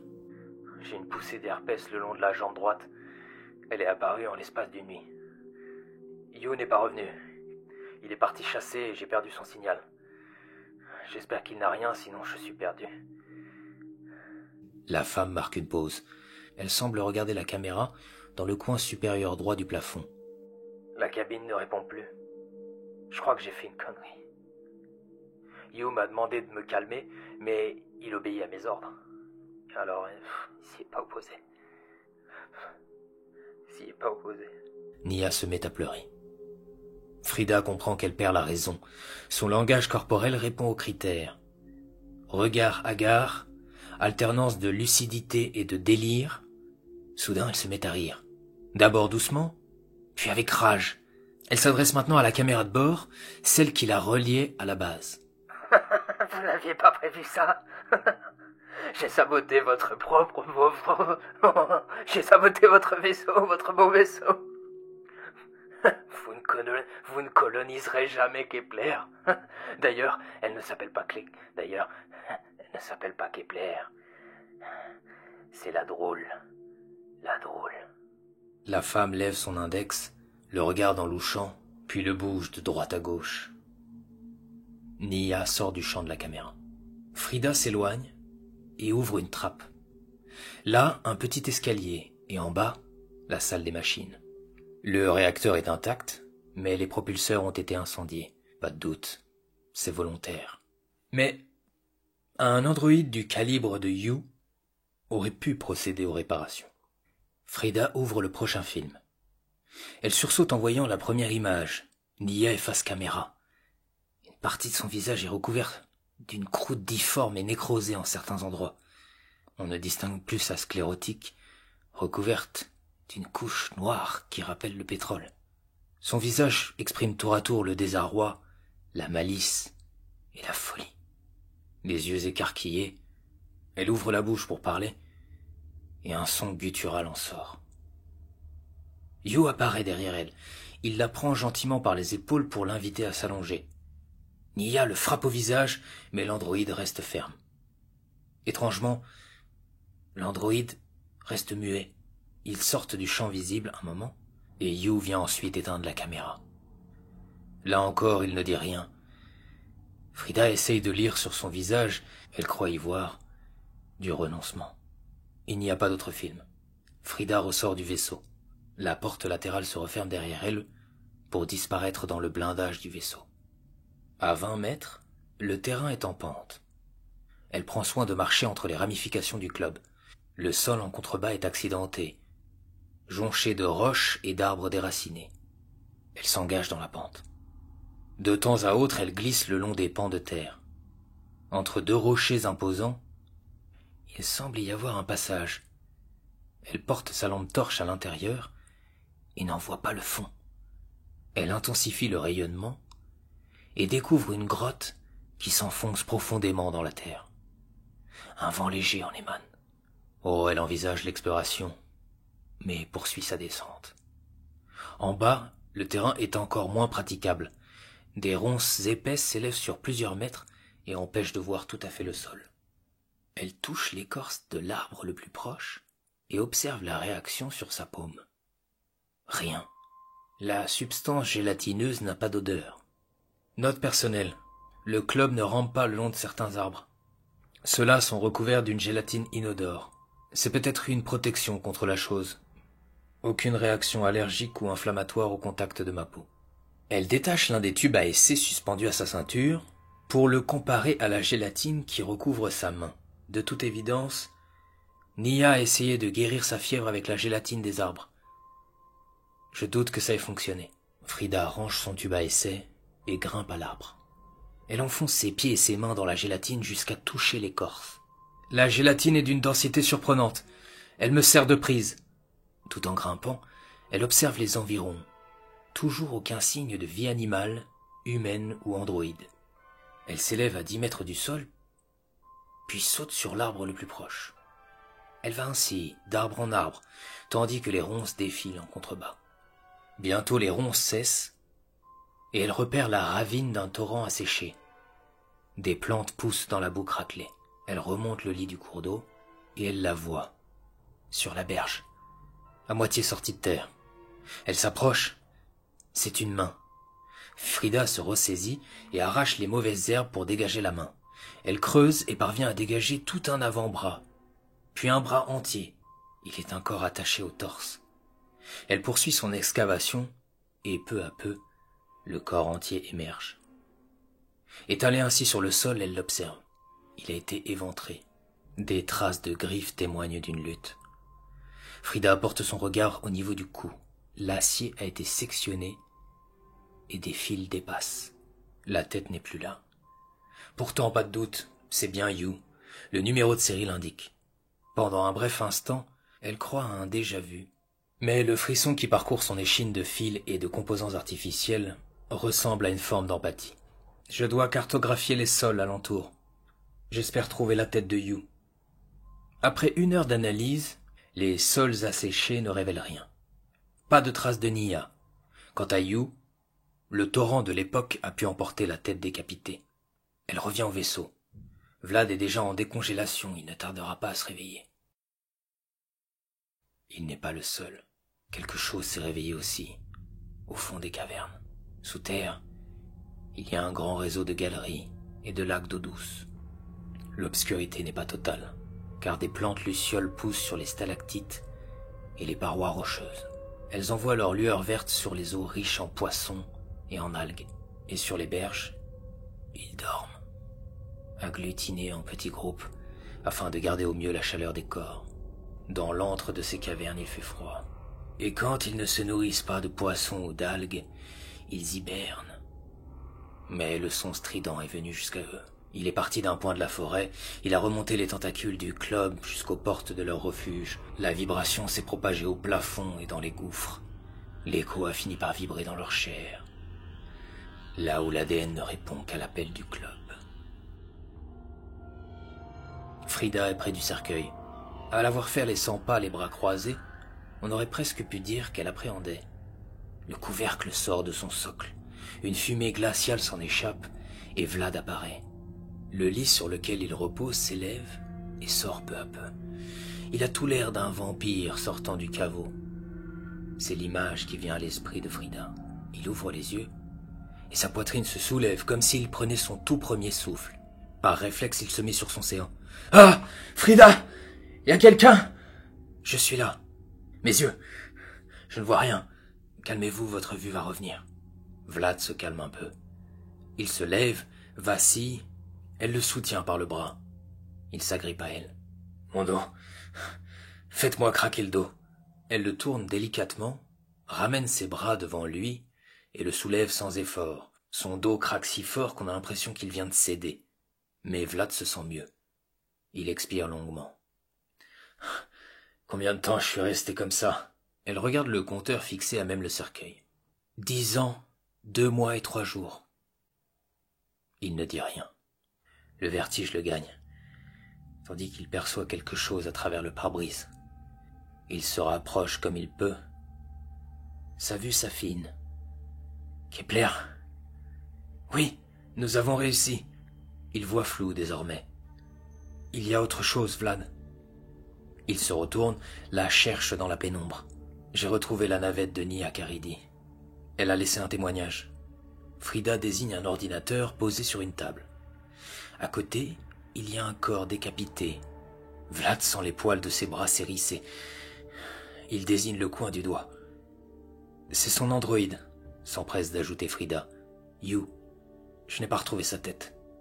Sa sauvegarde est illisible, je manque d'éléments. Mais Nia a saboté son appareil et elle s'en est peut-être pris à lui. Elle prend le laptop et montre les images à Vlad.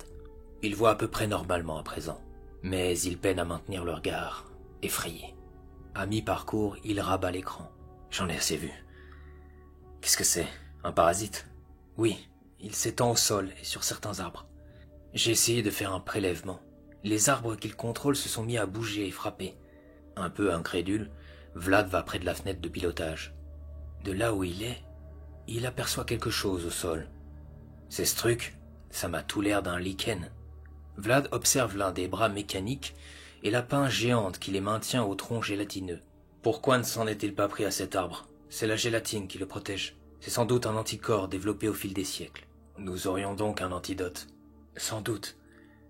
Mais si je peux me permettre, nous devrions nous rapprocher de Mars pour envoyer un premier rapport. La communication est impossible d'ici. Vlad s'assoit dans le siège de pilotage. Non, je veux en savoir plus sur cet écosystème. Demain à l'aube, nous irons faire des prélèvements. Nous testerons aussi les effets de la gélatine sur ce parasite. Il faudra récupérer ce qui peut être utile dans l'autre navette. Quant à Nia Karidi, elle a pu survivre. Nous trouverons peut-être un indice. Il s'interrompt. Il a soudain la gorge sèche et l'estomac endolori. Donne-moi à boire et à manger. Elle va dans le garde-manger qui jouxte l'armoire à fusil. Vlad la regarde faire. Il est pris d'un sentiment contradictoire. Frida est belle et séduisante, mais c'est une androïde. Le cas échéant, il lui demandera de satisfaire sa libido. Mais là encore, il le fera avec une certaine réserve. Maintenant qu'il est totalement réveillé, son caractère reprend ses droits. Celui d'un homme rustre et amer, sans doute capable de quelque cruauté. Elle décongèle les aliments et revient le nourrir. Il boit plusieurs litres sans lui adresser la parole ou même la remercier. Il chasse de son esprit l'empathie qu'elle pourrait susciter chez lui. Frida n'est pas dupe. Elle voit son regard intéressé. Selon sa programmation, elle doit faire tout son possible pour contenter Vlad. Il en va de la mission et de son succès. L'homme doit être dans les meilleures dispositions. « Vous en avez envie ?» lui dit-elle, pensant bien faire. Il déglutit, réfrène ses ardeurs, honteux, puis se lève. « Montre-moi tout ce que tu sais sur Kepler. » Frida obéit, tout en se demandant ce qu'elle a pu faire ou dire de mal. Vlad prend les devants. Des filtres placés dans ses narines et sa bouche permettent de régler le taux d'oxygène qui rentre dans ses poumons. Sans eux, l'inflammation gagnerait tout son corps en quelques minutes. Il aurait des nausées, de la tachycardie. L'anxiété, la confusion gagneraient son cerveau. Frida le sait. Elle porte dans son dos un cube réfrigéré, et à l'intérieur, des tubes hermétiques pour les prélèvements, une trousse à pharmacie et des filtres de rechange pour Vlad. Le sac pèse déjà fort lourd. Pourtant, elle marche le dos bien droit, un fusil d'assaut en bandoulière. Elle a attaché plusieurs ceintures de munitions à ses jambes. Vlad, lui, voyage léger. Il a retiré la sécurité de son pistolet mitrailleur. De temps à autre, il s'arrête, croyant entendre un bruit dans les forêts. Ou simplement pour dire à Frida de récupérer un champignon ou toute espèce exotique, impossible à décrire en des termes simples.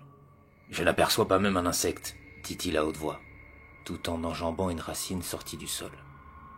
Il ne fait pas attention et il met le pied sur le club. Il continue d'avancer. « Stop !» dit Frida. « Montrez-moi votre semelle droite. » Il regarde sa semelle. Il y a bien un bout qui est resté collé. Le bout rampe lentement vers le bord de la chaussure. « Vous devez être attentif. Si la chose venait à passer en travers des mailles et à toucher votre peau... » « Retire-la et continuons. Vous devriez aussi porter un casque. » « Tais-toi. » En soi, elle a raison. Mais il déteste se faire sermonner, surtout par une machine. À l'aide d'une pince, Frida ôte le morceau de club et jette le tout dans un fourré. Ils poursuivent leur marche matinale. « Pourquoi me parle-t-il ainsi ?» pense-t-elle. Est-ce que j'agis mal ? Peut-être que l'air ambiant affecte son humeur. Elle le suit en silence, tout en se demandant s'il agit avec discernement, ou si c'est simplement qu'il est comme ça. Elle cherche dans son historique de mission, mais elle ne trouve aucune anecdote, pas de plainte non plus contre lui. L'homme est jugé fiable et consciencieux. Bientôt ils arrivent devant un lac asséché, recouvert par des plantes hautes, semblables au tournesol, si ce n'est pour les rayons mauves qu'ils émettent. Le vent passe entre les tiges et charrie le pollen. Frida prend les devants pour analyser la toxicité du champ. « C'est bon, vous pouvez y aller. » Il repasse devant, presque en la bousculant. Soudain, un bip résonne. « Ça vient de Frida. Tu veux bien ne pas me gâcher l'instant ?» dit-il tout en admirant un plan particulièrement haut. Frida coupe le son. Une carte apparaît sur sa rétine. « Je détecte du mouvement, » dit-elle. Elle voit d'abord une source de chaleur, à 3 kilomètres. Ça vient d'une caverne qu'elle a croisée lors de sa première expédition, près des étendues de ronces. Le point rouge avance vite. Très vite même. Un autre sort à son tour de la grotte. Suivi par un amas concentré de points rouges. Ils sortent par vagues. Il y a toute une horde en approche. Une horde ? Que dis-tu ? Une horde de quoi ? Elle sent une pointe de panique dans la voix de Vlad. Elle-même a le cœur qui bat fort. Je ne sais pas. Laisse-moi voir. Elle projette la carte holographique devant elle. Vlad essaye de savoir. La vitesse de déplacement et le surnombre l'inquiètent. Elle peut sentir sa peur. Il regarde autour de lui, cherche un abri ou quelque chose. « Reste là !» dit-il soudain. « Quel que soit ce qui va sortir des fourrés, tu mitrailles. » Frida peut entendre du bruit au loin. Ce sont des cris. Elle veut ajouter quelque chose, mais Vlad court déjà à travers champs. Il est rapide, athlétique. Frida Romanelli reste plantée là, à l'orée du champ de tournesol mauve. Elle le voit disparaître dans le champ, puis se retourne pour faire face à l'inconnu. Il y a tellement de points rouges sur la carte qu'on distingue mal le relief. D'autres points s'ajoutent à la carte, provenant d'autres cavernes. Elle enlève la sécurité et pointe son fusil vers les fourrés. Aux battements effrénés de son cœur s'ajoute un spasme qu'elle croyait du domaine théorique. Elle pourrait enclencher le mode automatique et revenir à une pulsation normale. Mais elle s'en sent incapable désormais. Elle a l'impression de s'enlever la vie chaque fois qu'elle le fait. Les cris recouvrent désormais le son ambiant qui émane du club. Elle tremble un peu et peine à maintenir son objectif droit. Une agitation intérieure fait revenir à elle le souvenir d'Eddie Lart et avec elle, ses révélations.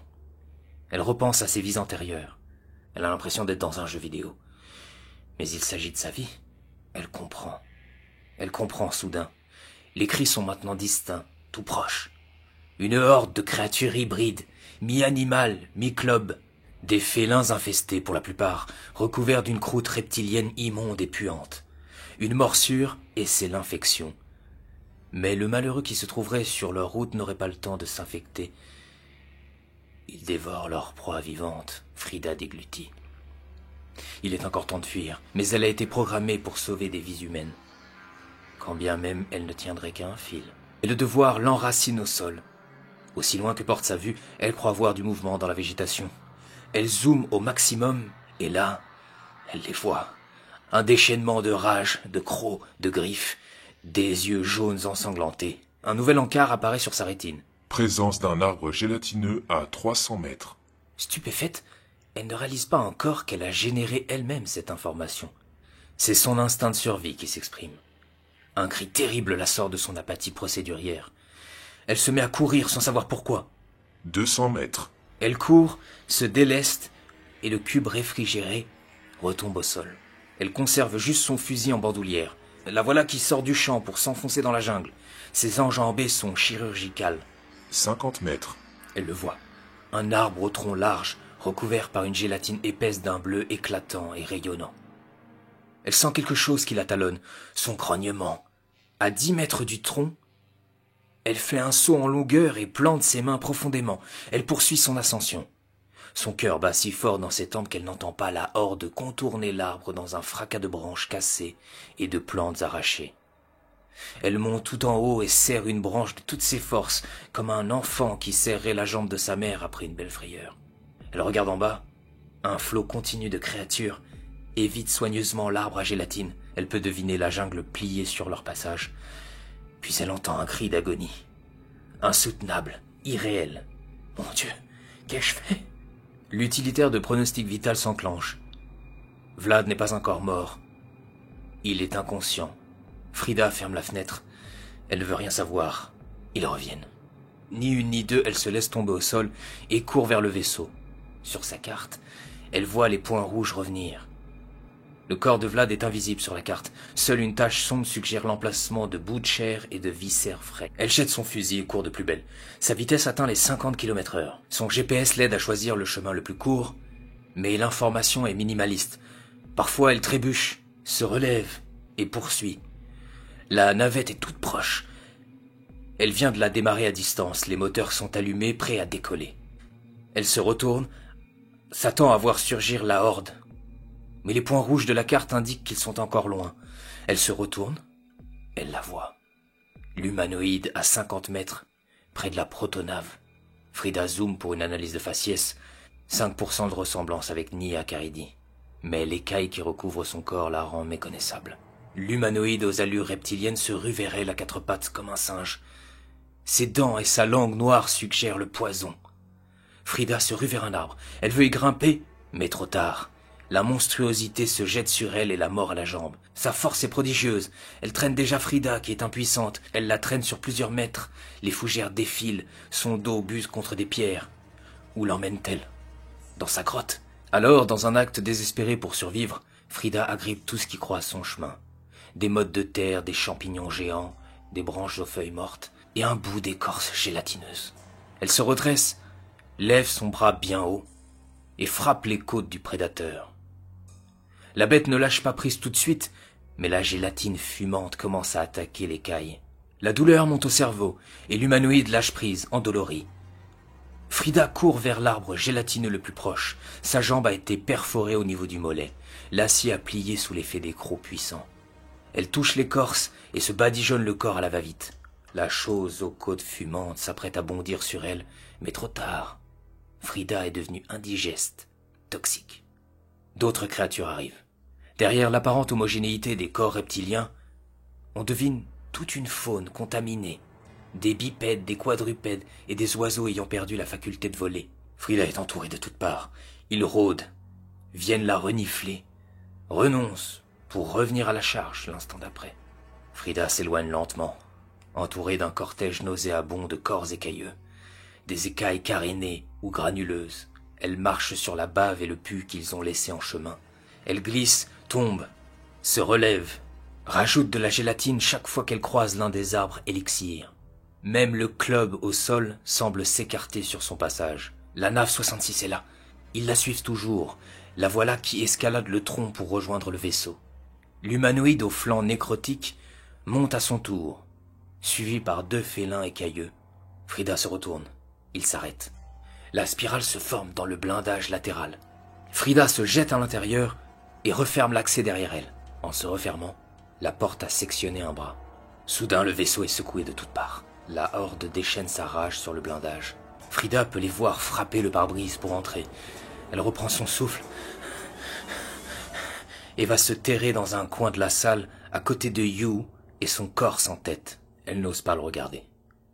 Pilotage automatique. Décollage immédiat. Le vol stationnaire s'enclenche. Les bras mécaniques se rétractent et la navette s'élève doucement. Frida regarde la canopée. Elle s'attend à une réaction du club. Qu'un toit de verdure s'abatte sur elle et son vaisseau. Mais rien. Il sait qu'elle s'en va, qu'elle abandonne. Et c'est là ce qu'il veut. Le vaisseau s'extirpe de la jungle, s'élève à vitesse constante puis gagne la haute atmosphère. Frida se met à pleurer. Elle vient de comprendre quelque chose. Elle tient à sa vie. Et elle vient de réchapper au danger de justesse. J'attends vos instructions, Frida. C'est le vaisseau qui parle. Elle sort de sa torpeur et constate qu'elle est déjà dans l'espace. Plus précisément dans une bourrasque de vent plasma. Le réservoir est presque plein. Le constat est sans appel. Elle a été prise d'imprévisibilité. Elle a exercé son libre arbitre. Peut-être au détriment de feu Vlad Malov-Rupin. Elle est sortie de son scénario. Elle devrait revenir sur Mars, raconter ce qui s'est passé, du moins s'en rapprocher et envoyer un compte-rendu. Dans un coin, la caméra qui la relie à Mars. Mais elle n'y voit plus qu'un simple appareil de routine.